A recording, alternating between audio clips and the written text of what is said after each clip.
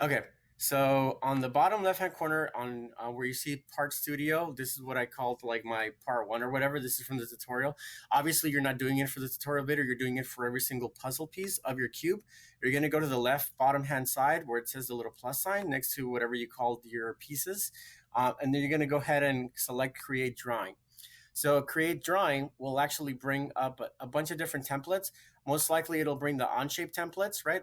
Which will give you all the different sheet sizes. Basically sheet sizes means like paper sizes, one by one. The lower you go, the bigger they get, right? So the top would be like smaller, like a sheet of paper. And then the lower you go will be like a really, really large sheet of paper, like for like a blueprint for a building or something like that.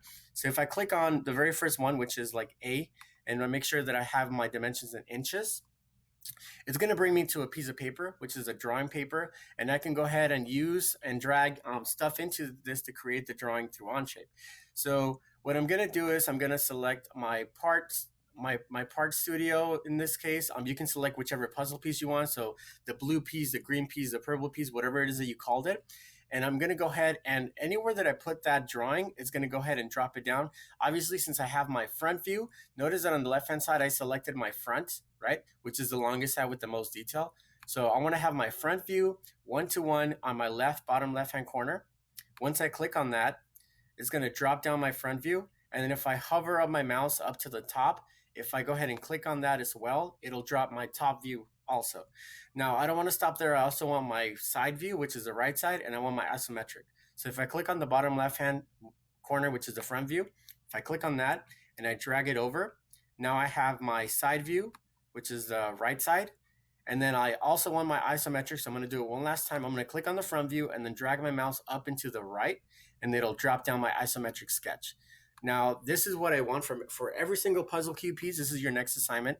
I want you guys to give me the front, the top, and the side view. Make sure that you know the front is the side with the most detail, the longest side with the most detail.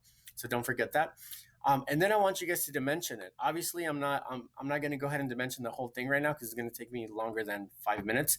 But if you wanted to dimension this piece, so you want to go ahead and dimension between the sides, like we went over last year. If I do that, then the dimensions will be shared. So this will be my first dimension, and I'm going to go ahead and start dimensioning stuff from left to right, so you guys can get an idea of everything, everything that is dimension. The dimensions should be staggered, meaning like don't put them one on top of the other. Just kind of like have them like staggered, a little offset. It's another way of saying it. That way you can share the dimensions for multiple faces. So in this case, I'm doing the dimensions for the front view, but also the top view, so you can see them both. Okay, so I can go ahead and drop the dimensions for here. I can go ahead and keep doing that and keep dropping dimensions for every single dimension. The more complex the image is, then the more dimensions you want to drop. Obviously, I can go ahead and keep going until I have everything dimensioned, fully dimensioned. Then you can go ahead and stop. You could also dimension holes if you guys have holes. In this case, you won't have any holes on your puzzle cubes, but you can dimension the holes depending on the part. This is the pin connector on the right-hand side, and this is the hole that goes through the part on the top of the part. So make sure that when you're dimensioning holes, make sure that it goes diagonally, basically.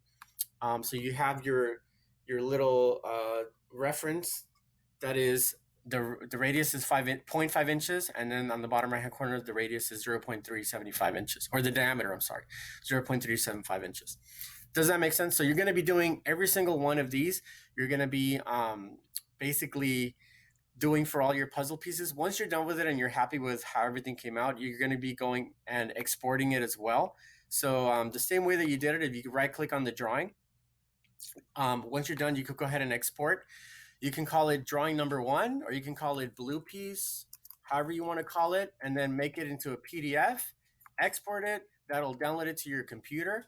And then once you download it to your computer, you're going to go ahead and just upload that to Google Classroom. So I want every single piece of your puzzle piece exported and turned into a PDF. This is what it looks like for me, for my puzzle piece. Well, in this case, for this tutorial piece, and then turn that into Google Classroom. So you're going to have 5 submissions of 5 different drawings from Onshape. Hope that makes sense.